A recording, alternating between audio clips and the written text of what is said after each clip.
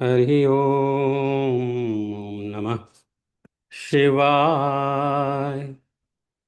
ओम नमः शिवाय। ओम नमः शिवाय। नमः शिवाय। ओम नमः शिवाय। अथ रुद्राष्टकम्।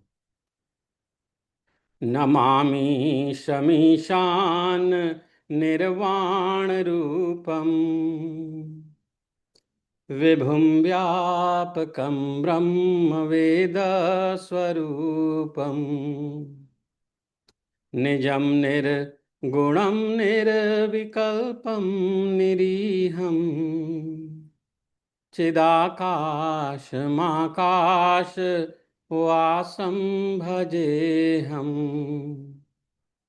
निराकार ओंकार मूलं तुरीयम् गिरा ज्ञान गोतीतमीशं गिरीशम् करालं महाकाल कालं कृपालं गुणागार संसार पारं नतोऽहम्।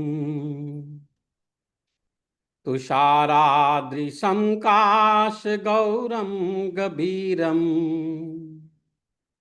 मनोभूतकोटिप्रभाश्रीशरीरम् स्फुरन्मौलिकल्लोलिनी चारुगङ्गा लसद्भालबालेन्दु कंठे भुजंगा चलत्कुण्डलं भ्रू सुनेत्रं विशालम्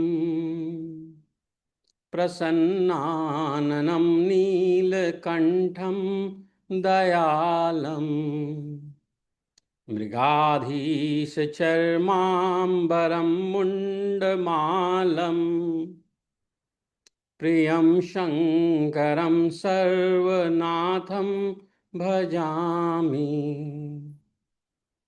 प्रचण्डं प्रकृष्टं प्रगल्भं परेशम् अखण्डं अजं भानुकोटिप्रकाशम् त्रयः शूलनिर्मूलनं शूलपाणिम् भजेऽहं भवानी पतिं भावगम्यम्। कलातीत कल्याण कल्पान्तकारी सदा सज्जनानंद दाता पुरारी चिदानंद संदोह मोहापहारी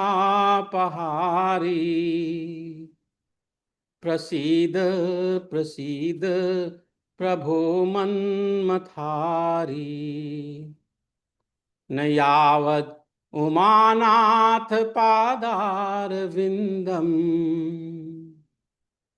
भजन्ति ह लोके परे वा नराणाम् न तावत् सुखं शान्तिं संतापनाशम् प्रसीद प्रसीद सर्वभूताधिवासम्।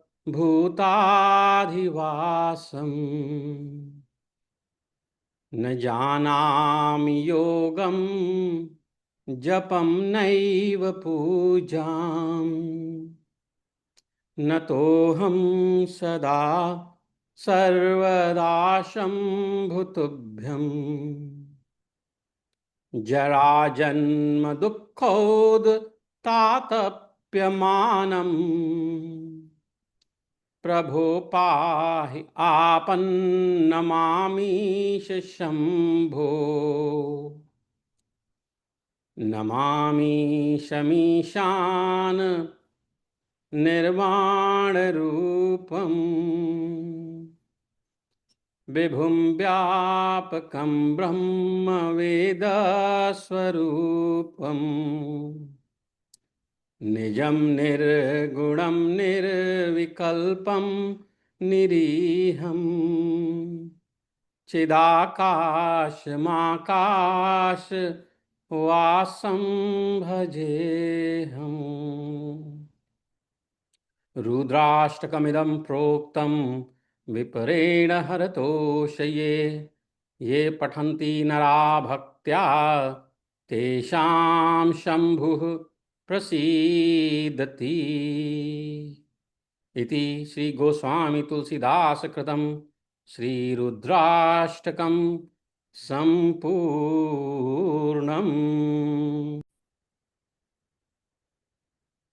ओम नमः शिवाय।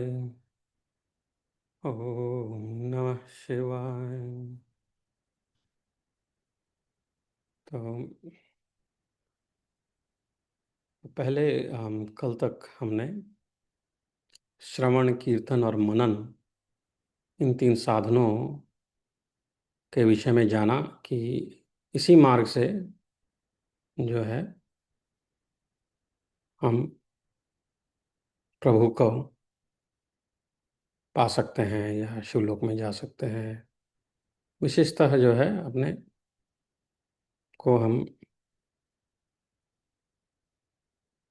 प्रभु के निकट, भगवान शंकर के निकट ले जा सकते हैं। और व्यवहारिक दृष्टि से देखें तो इसी प्रकार से मन की शांति मिलती है, अच्छे विचार मन में आते हैं, मन एकाग्रचित होता है। और मन का एकाग्रचित होना अत्यंत आवश्यक है, क्योंकि उसी से मन शांत होता है और फिर हम जो है मन जो है वो जिस कार्य को करना है उसमें लगातार लगा रहता है, सस्टेन्ड अटेंशन। गीता में भी कहा जाता है कि असंशय महाबाहो मनो दुर्निग्रहम चलम अभ्यासेन तो कौन्तेय वैराग्येण च गृह्यते। तो मन जो है ना वो बहुत तेजी से भागता है, अभी इधर है और अभी फटाक से दो क्षण नहीं लगेगा और दूर कहीं चला जाएगा। उसको नियंत्रण में रखना अत्यंत कठिन है और उसको अभ्यास और वैराग्य से नियंत्रण में रखा जा सकता है। और ये श्रवण कीर्तन मनन भगवान की भक्ति ये सब उसी मार्ग में साधन है। तो आज शिव पुराण, शिव महापुराण के प्रथम विद्वेश्वर संहिता में श्रवण कीर्तन और मनन के विषय में जो चौथा अध्याय है, चतुर्थ अध्याय उसका अध्ययन करेंगे। तो इसमें मुनिगण बोलते हैं कि हे ब्राह्मण, मनन कैसे होता है, श्रवण का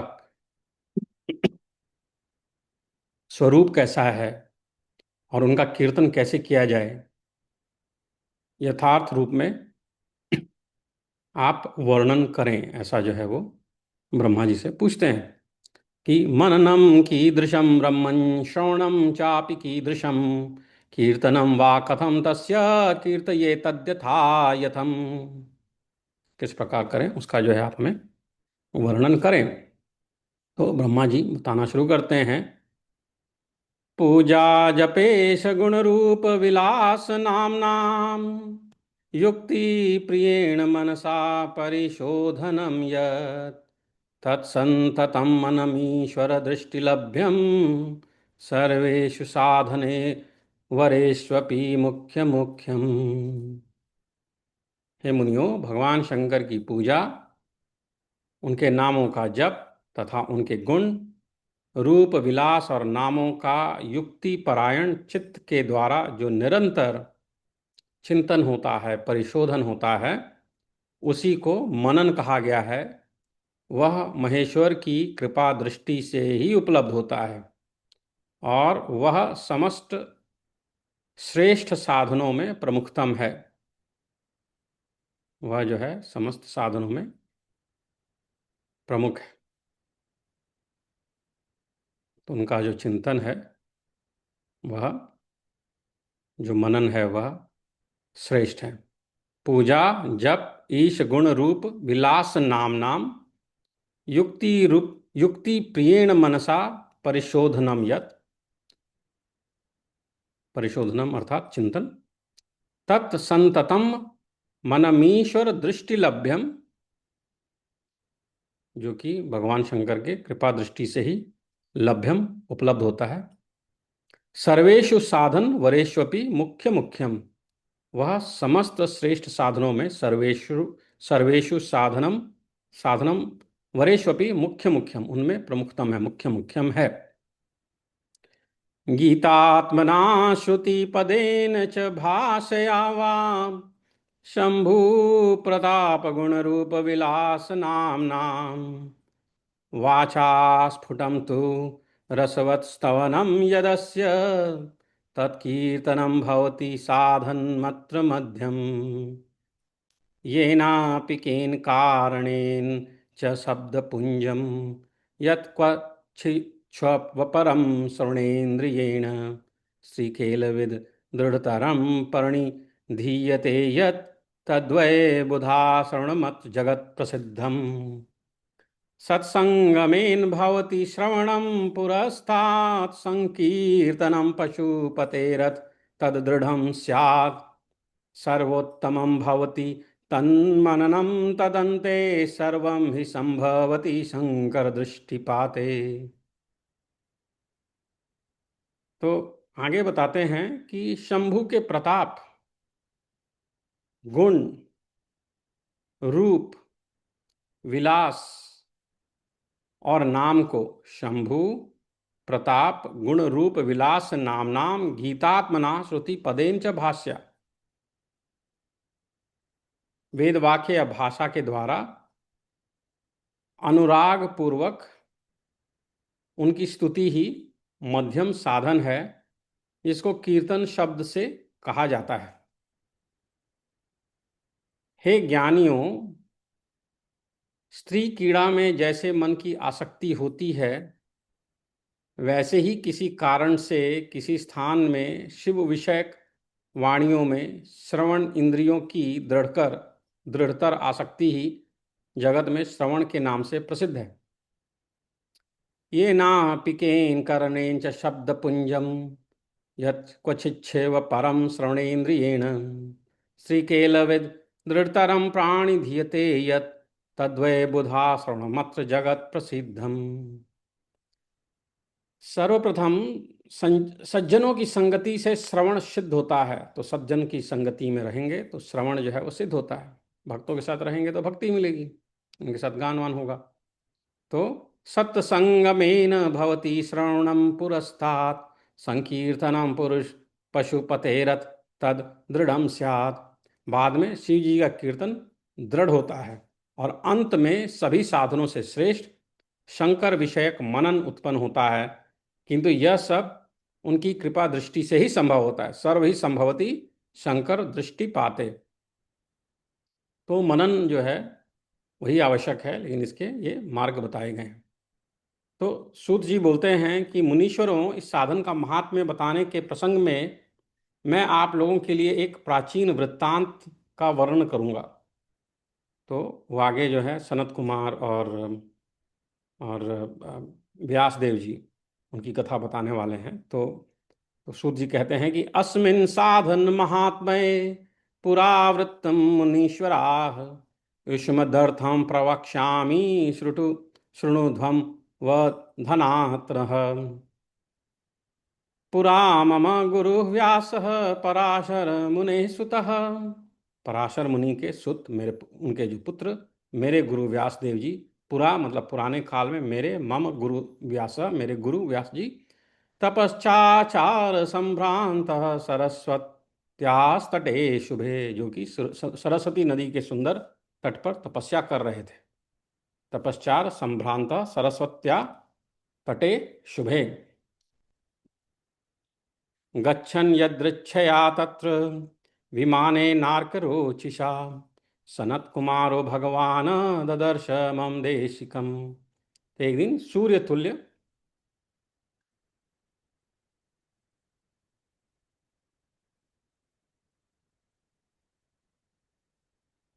एक दिन सूर्य तुल्य तेजस्वी विमान से यात्रा करते हुए भगवान सनत कुमार वहां पे अकस्मात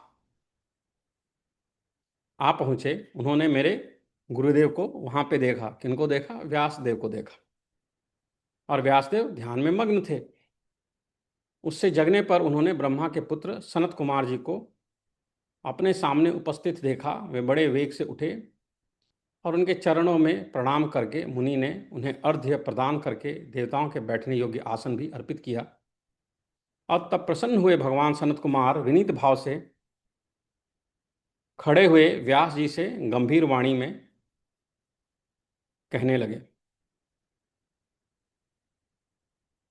ध्यानारूढ़ प्रबुद्धोऽसौ ददर्शत तमजात्मज प्रणिपत्याह संभ्रांतः परम कौतूहलं मुनिः दत्वार्घ्यमस्मै प्रददौ देवयोग्यं च विष्टरं प्रसन्नः प्राह तं प्रभवं प्रभु गंभीरया गिरा।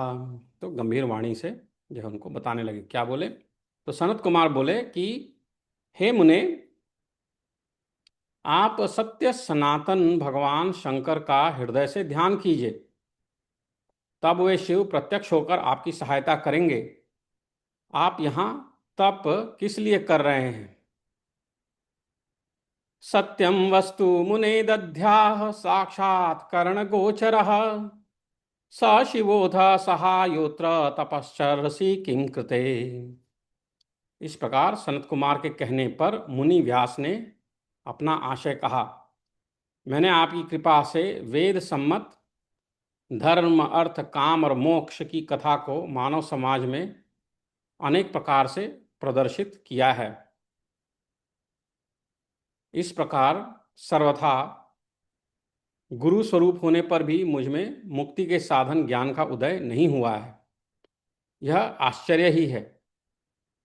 मुक्ति साधन न जानने के कारण उसके लिए मैं यह तपस्या कर रहा हूं। तो तप किए जा रहे हैं, किए जा रहे हैं, किए जा रहे हैं, पर जो है मुक्ति नहीं मिल रही है, मुक्ति का साधन नहीं हो रहा है, और इसके लिए वो तपस्या कर रहे हैं। एवं मुक्तः कुमारेण प्रोवाच स्व आशयं मुनिः धर्मार्थ काम मोक्षाश्च वेद मार्गे कृतादराः बहुधा स्थापिता लोके मया त्वत्कृपया तथा एवं भूतस्य मेप्येवं गुरुभूतस्य सर्वतः मुक्ति साधनकं ज्ञानं नोदेति परमाद्भुतं तपश्चरामि मुक्त्यर्थं न जाने तत्र कारणम्। हे विप्रेंद्रो, विप्रो में इंद्र, विप्रेंद्रो, हे विप्रेंद्रो, इस प्रकार जब व्यास मुनि ने भगवान सनत कुमार से प्रार्थना की, तब वे समर्थ सनत कुमार जी मुक्ति का निश्चित कारण बताने लगे। इत्थं कुमारो भगवान व्यासेन मुनिनार्थितः समर्थः प्राह विप्रेन्द्रा निश्चयं मुक्तिकारकम् श्रवणं कीर्तनं शम्भोर्मननं च महत्तरं त्रयं साधनमुक्तं च विद्यते वेदसम्मतम् श्रवणं कीर्तनं शम्भोर्मननं च महत्तरं त्रयं साधनमुक्तं च विद्यते वेद सम्मतम्। भगवान शंकर का श्रवण कीर्तन मनन, ये तीनों महत्तर साधन कहे गए हैं। ये तीनों ही वेद सम्मत भी हैं। तो श्रवण कीर्तन मनन जो है वह वेद सम्मत पद्धति है मुक्ति के लिए। पूर्व काल में मैं दूसरे दूसरे साधनों के संभ्रम में पड़कर घूमता घामता मंदराचल पर जा पहुंचा और वहां तपस्या करने लगा। तदनंतर महेश्वर शिव की आज्ञा से भगवान नंदिकेश्वर वहां आए। उनकी मुझ पर बड़ी दया थी। वे सबके साक्षी तथा शिव गणों के स्वामी भगवान नंदिकेश्वर मुझे स्नेहपूर्वक मुक्ति का उत्तम साधन बताते हुए भगवान शंकर का श्रवण कीर्तन और मनन, ये तीनों साधन वेद सम्मत हैं और मुक्ति के साक्षात कारण हैं, यह बात स्वयं भगवान शिव ने मुझसे कही है। अतः हे ब्रह्मन, आप श्रवणादि तीनों साधनों का बार बार अनुष्ठान करें। व्यास जी से बार बार ऐसा कहकर अनुगामियों सहित ब्रह्म कुमार, ब्रह्मपुत्र सनत कुमार अपने विमान में परम सुंदर ब्रह्म धाम को चले गए। इस प्रकार पूर्व काल के इस उत्तम वृत्तांत का मैंने संक्षेप में वर्णन किया है। और ऋषिगण फिर बोले कि हे सूत जी, आपने श्रवण आदि तीनों साधनों को मुक्ति का उपाय बताया है। जो मनुष्य श्रवण आदि तीनों साधनों में असमर्थ हो, ना कर सके, वह किस उपाय का अवलंबन करके मुक्त हो सकता है, और किस साधनभूत कर्म के द्वारा बिना यत्न के ही उसे मोक्ष मिल सकता है। तो फिर से थोड़ा पहले का पढ़ते हैं। श्रवणम कीर्तनम शंभोर्मननम च महत्तरम त्रयम साधना मुक्तम च विद्यते वेद सम्मतम। तो भगवान शंकर का श्रवण कीर्तन मनन, ये तीनों महत्तर साधन कहे गए हैं। ये तीनों ही वेद सम्मत हैं। पुराहमत संभ्रांतो यान साधन संभ्रम अचले मंदरे शैले तपश्चरणमाचरम। पूर्व काल में मैं दूसरे दूसरे साधनों के संभ्रम में पढ़कर, संभ्रांतो पुराहमत संभ्रांतो यान्य साधन संभ्रम, घूमता घामता मंदराचल पर जा पहुंचा और वहां तपस्या करने लगा। शिवाज्ञया ततः प्राप्तो भगवान नंदिकेश्वर। तदनंतर भगवान शिव की आज्ञा से भगवान नंदिकेश्वर वहां आ गए। समय दयालुर भगवान सर्वसाक्षी गणेश्वर। उनकी मुझ पर बड़ी दया थी। वे सबके साक्षी तथा शिवगणों के स्वामी भगवान नंदिकेश्वर मुझे स्नेहपूर्वक मुक्ति का उत्तम साधन बताते हुए बोले, उवाच मह्यम सस्नेहम मुक्ति साधनम उत्तमम श्रवणम श्रवणम कीर्तनम शंभोर मननम वेद सम्मतम। और बताए क्या कि भगवान शंकर का श्रवण कीर्तन और मनन, ये तीनों साधन वेद सम्मत हैं। ये तीनों साधन जो हैं ये वेद सम्मत हैं और मुक्ति के साक्षात कारण हैं। त्रिकम च साधन मुक्तैः। और यह बात स्वयं भगवान शिव ने मुझसे कही है। शिवेन मम भाषितम, मुझसे उन्होंने सीधे कही है, भाषितम। अतः हे ब्राह्मण, आप श्रवणादि तीनों साधनों का बार बार अनुष्ठान करें। श्रवणादि त्रिकम ब्रह्मन, त्रिकम तीनों श्रवण वगैरह आदि, श्रवण आदि त्रिकम श्रवण आदि जो तीन हैं, कुरुष्वेति मुहुर्मुहु, बारंबार अनुष्ठान करें श्रवण आदि अनुष्ठानों का। तो व्यास जी से बार बार ऐसा कहकर अनुगामियों सहित ब्रह्मपुत्र सनत कुमार अपने विमान से परम सुंदर ब्रह्मधाम को चले गए। एवं उक्त्वा, ऐसा कह के, ततो व्यासम सानुगो विधि नंदन, विधि नंदन ब्रह्मपुत्र जगाम स्वि मानेन पदम परम शोभनम एवं मुक्तम समासेन पूर्ववृत्तांतमुत्तमम। और इस प्रकार मैंने संक्षेप में पूर्व का जो वृत्तांत है वो उसका वर्णन किया है। एवं मुक्तम, इस प्रकार मैंने कहा है।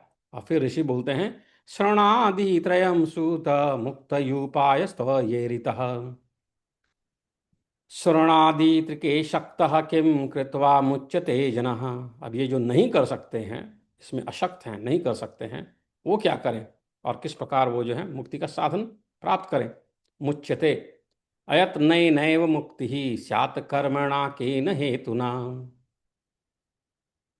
तो इस प्रकार जो है विद्वेश्वर संहिता का चौथा अध्याय जो है संपूर्ण होता है। इति श्री श्री महापुराणे प्रथमायाम विद्वेश्वर संहितायाम साध्य साधन खंडे चतुर्थो अध्याय। तो इस प्रकार जो है चतुर्थ अध्याय खत्म होता है और अब हम पंचम अध्याय पढ़ेंगे, जिसमें कि भगवान शिव के लिंग एवं साकार विग्रह की पूजा के रहस्य का वर्णन बताया जाएगा।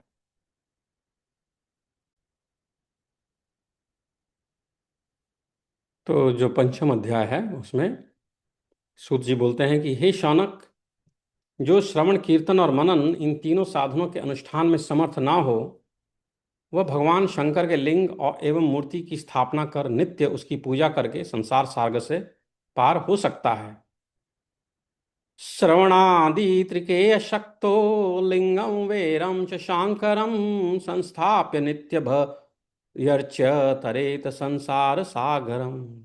तर सकता है, संसार सागर को तर सकता है, पार कर सकता है। छल ना करते हुए अपनी शक्ति के अनुसार धनराशि ले जाए और उसे शिवलिंग अथवा शिव मूर्ति की सेवा के लिए अर्पित कर दे। साथ ही निरंतर उस लिंग एवं मूर्ति की पूजा भी करे। अपि द्रव्यम बहे देव यथा बलम वंचयन अर्पये लिंग वेरार्थम अर्चयेदपि संततम। मंडपम गोपुरम तीर्थम मठम क्षेत्रम तथोत्सवम वस्त्रम गंधम च माल्यम च धूपम दीतम दीपम च भक्तितः विविधानम च नैवेद्यम पूपव्यंजनैर्युतम छत्रम ध्वजम च व्यजनम चामरम चापि शांककम राजा पचारवत् सर्वं धारयेलिवंग वैर्योः प्रदक्षिणां नमस्कारं यथाशक्ति जपम तथा। तो उसके लिए भक्ति भाव से मंडप गोपुर तीर्थ मठ एवं क्षेत्र की स्थापना करें तथा उत्सव करें और वस्त्र गंध पुष्प धूप दीप मालपुआ आदि व्यंजनों से युक्त भांति भांति के भक्ष्य भोजन अन्न नैवेद्य के रूप में समर्पित करे। छत्र ध्वजा व्यजन चामर अन्य अंगों सहित राजोपचार की भांति सब वस्तुएं भगवान शिवलिंग के एवं मूर्ति पर चढ़ाए, प्रदक्षिणा नमस्कार तथा यथाशक्ति जप करे। आवाहन से लेकर विसर्जन तक सारा कार्य प्रतिदिन भक्ति भाव से संपन्न करे। इस प्रकार शिवलिंग अथवा शिव मूर्ति में भगवान शंकर की पूजा करने वाला पुरुष श्रवण आदि साधनों का अनुष्ठान ना करे तो भी भगवान शिव की प्रसन्नता से सिद्धि प्राप्त कर लेता है। पहले के बहुत से महात्मा पुरुष लिंग तथा शिव मूर्ति की पूजा करने मात्र से भव बंधन से मुक्त हो चुके हैं। आवाहनादि सर्गांतम नित्यम कुर्यात शुभक्तितः इत्थमभ्यर्चयन् देवं लिंगे वेरे च शांकरे सिद्धिमेति शिव प्रीत्या हित्वापि शरणादिकं लिंगवेरार्चना मात्रान् मुक्ताः पूर्वे महाजनाः। मुनः ऊचु ऋषिगण बोले, मूर्ति में ही सर्वत्र देवताओं की पूजा होती है, परंतु भगवान शिव की पूजा सब जगह मूर्ति में और लिंग में भी क्यों की जाती है? तो मूर्ति में भी पूजा होती है और लिंग में भी पूजा होती है लिंग रूप में, और भगवान शंकर की ही ऐसे पूजा क्यों होती है? ये प्रश्न किया। वेर मात्रे तो सर्वत्र पूजयन्ते देवता गणाः लिंगे वेरे च सर्वत्र कथम संपूज्यते शिवः। तो मूर्ति में ही पूजा होती है बाकी देवताओं की, शंकर जी की जो है लिंग रूप में भी क्यों पूजा होती है, दोनों रूप में क्यों पूजा होती है? तो इस पे सूतवाच सूत जी कहते हैं, अहो मुनीश्वराः पुण्यम प्रश्न में तन्महाद्भुतम। हे मुनीश्वरों, आप लोगों का यह प्रश्न तो बड़ा ही पवित्र और अत्यंत अद्भुत है।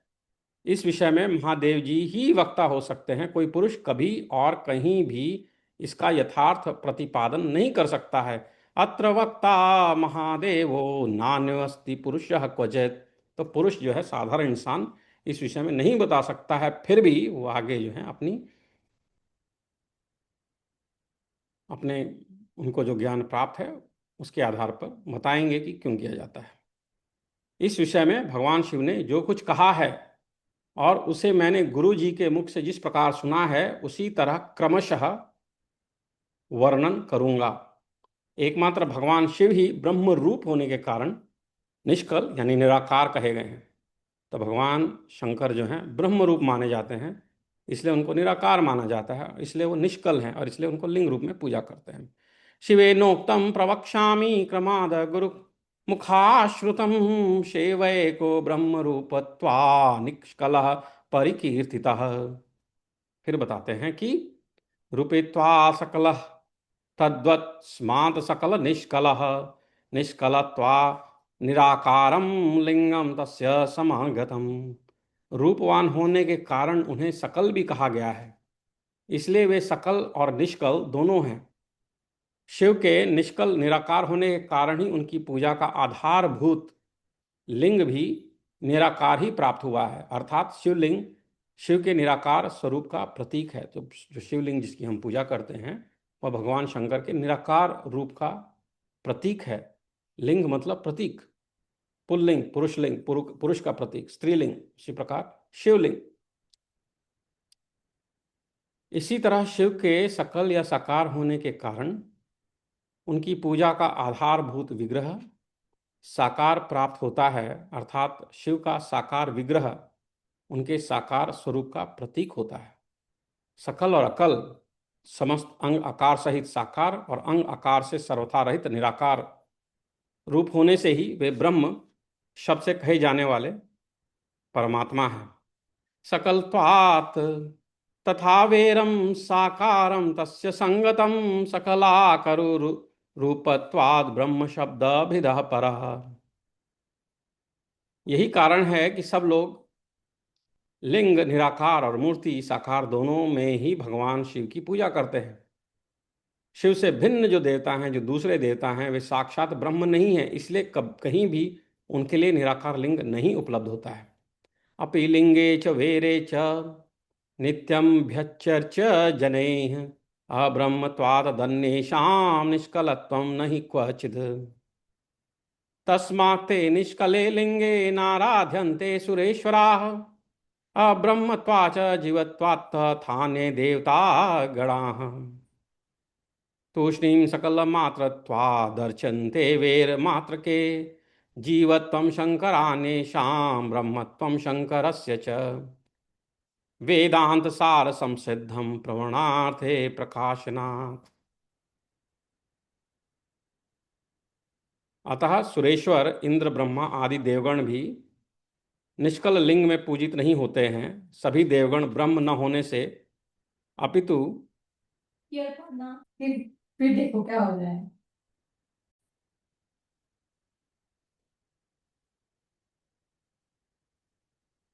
तो कहते हैं कि सुरेश्वर, इंद्र, ब्रह्मा आदि देवगण भी निष्कल लिंग में पूजित नहीं होते हैं। सभी देवगण ब्रह्म न होने से अपितु सगुण जीव होने के कारण केवल मूर्ति में ही पूजे जाते हैं। शंकर के अतिरिक्त अन्य देवों का जीवत्व और सदाशिव का ब्रह्मत्व वेदों के सारभूत उपनिषदों से ही सिद्ध होता है। वहाँ प्रणव ओंकार के तत्व रूप से भगवान शिव का ही प्रतिपादन किया गया है। इसी प्रकार पूर्व में मंदराचल पर्वत पर ज्ञानवान ब्रह्मपुत्र सनत कुमार मुनि ने नंदीकेश्वर से प्रश्न किया था। और क्या पूछा था? पूछा था कि सनत कुमार बोले, हे भगवान, शिव के अतिरिक्त उनके वश में रहने वाले जो अन्य देवता हैं, उन सबकी पूजा के लिए सर्वत्र प्रायः वैर मूर्ति मात्र ही अधिक संख्या में देखा और सुना जाता है। केवल भगवान शिव की ही पूजा में लिंग और वैर दोनों का उपयोग देखने में आता है। अतः हे कल्याण में नंदिकेश्वर, इस विषय में जो तत्व की बात हो उसे मुझे इस प्रकार बताइए जिससे अच्छी तरह समझ में आ जाए। तो नंदिकेश्वर बताते हैं कि अनुत्तरमिमं प्रश्नं रहस्यं ब्रह्मलक्षणं हे निष्पाप ब्रह्म कुमार ब्रह्मलक्षणम। हम जैसे लोगों के द्वारा आपके इस प्रश्न का कोई उत्तर नहीं दिया जा सकता, क्योंकि यह गोपनीय विषय है। कथयामि शिवेनोक्तं भक्तियुक्तस्य तेन शिवस्य ब्रह्मरूपत्वा निष्कलत्वाच निष्कलम। इस विषय में भगवान शिव ने जो कुछ बताया है उसे मैं आप शिव भक्त के समक्ष कहता हूँ। भगवान शिव ब्रह्म स्वरूप और निष्कल निराकाल हैं, इसलिए उन्हीं की पूजा में निष्कल लिंग का उपयोग होता है। संपूर्ण वेदों का यही मत है। वे ही सकल हैं, इस प्रकार वे निराकार तथा साकार दोनों हैं। भगवान शंकर निष्कल निराकार होते हुए भी कलाओं से युक्त हैं, इसलिए उनके साकार रूप में प्रतिमा पूजा भी लोक सम्मत है। लिंगम तस्यैव पूजायां सर्ववेदेषु सम्मतम तस्यैव सकलत्वाच तथा सकल निष्कलम। सकलं च तथा वेरं पूजायां लोकसम्मतं शिवानेषां च जीवत्वात् सकलत्वात् सर्वतः वेरमात्रं च पूजायां सम्मतं वेदनिर्णये स्वाविर्भावे च देवानां सकलं रूपमेव हि। शंकर के अतिरिक्त अन्य देवताओं में जीवत्व तथा सगुणत्व होने के कारण वेद के मत में उनकी पूजा मूर्ति मात्र में ही पूजा मान्य है। इसी प्रकार उन देवताओं के आविर्भाव के समय उनका समग्र साकार रूप प्रकट होता है, जबकि भगवान सदाशिव के दर्शन में साकार और निराकार ज्योति रूप दोनों की ही प्राप्ति होती है। शिवस्य लिंगम वैरम च दर्शनम दृश्यते खलु। फिर सनत कुमार पूछते हैं, बोलते हैं कि हे महाभाग, आपने भगवान शिव तथा दूसरे देवताओं के पूजन में लिंग और वेर के प्रचार का जो रहस्य विभाग पूर्वक बताया है वह यथार्थ है। इसीलिए लिंग और वेर की उत्पत्ति का जो उत्तम वृत्तांत है उसी को मैं इस समय सुनना चाहता हूं। हे योगींद्र, लिंग के प्राकट्य का रहस्य सूचित करने वाला प्रसंग मुझे सुनाइए। तो शिवलिंग किस प्रकार प्रकट हुआ उसके बारे में मुझे बताइए। यह कथा का वर्णन पहले भी हुआ है और फिर से करते हैं। तो नंदिकेश्वर बताते हैं कि शृणु वत्स भवत्प्रीत्या वक्ष्यामि परमार्थतः, पुरा कल्पे महाकाले प्रपन्ने लोक विश्रुते अयुध्येतां महात्मानो ब्रह्म विष्णु परस्परम्, तयोर्मानं निराकर्तुं तन्मध्ये परमेश्वरः निष्कलस्तं शम्भुरूपेण स्वरूपं समदर्शयत्। तथा स्वलिङ्गछिन्नत्वा स्तम्भतो निष्कलः निष्कलं शिवः स्वलिङ्गं दर्शयामासं जगतां हितकाम्यया। तदा प्रभृति लोकेषु निष्कललिङ्गमैश्वरं सकलं च तथा वीरं शिवस्यैव प्रकल्पितम्। तो हे वत्स, आपके प्रति प्रीति के कारण मैं यथार्थ रूप में वर्णन करता हूँ, सुनिए, ऐसा नंदिकेश्वर बोले। और फिर आगे बताते हैं कि लोक विख्यात पूर्व कल्प में बहुत दिन व्यतीत हो जाने पर एक समय महात्मा ब्रह्मा और विष्णु परस्पर लड़ने लगे।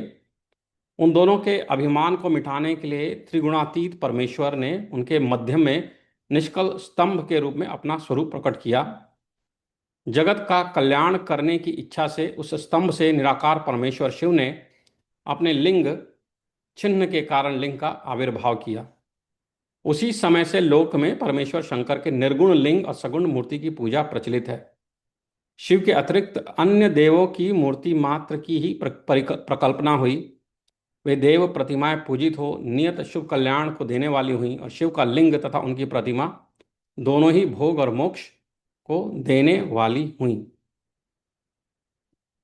इति श्री शिव महापुराणे प्रथमायां विद्येश्वर संहितायां शिवलिंग महिमा वर्णनम नाम पंचमो अध्याय। तो इस प्रकार विद्वेश्वर संहिता शिव शिव महापुराण के अंतर्गत जो आती है उसका 5वां अध्याय शिवलिंग की महिमा के साथ संपन्न होता है। आगे इसी संहिता के 6वें अध्याय में जानेंगे कि ब्रह्मा और विष्णु के भयंकर युद्ध को देखकर देवता किस प्रकार कैलाश शिखर पर गए और स्तंभ की शिवलिंग की किस प्रकार पूजा हुई और होनी शुरू हुई उसके पश्चात, और शिवलिंग क्या है और उसका इतिहास क्या है। ओम नमः शिवाय। नमः शिवाय। ओम नमः शिवाय। ओम नमः शिवाय।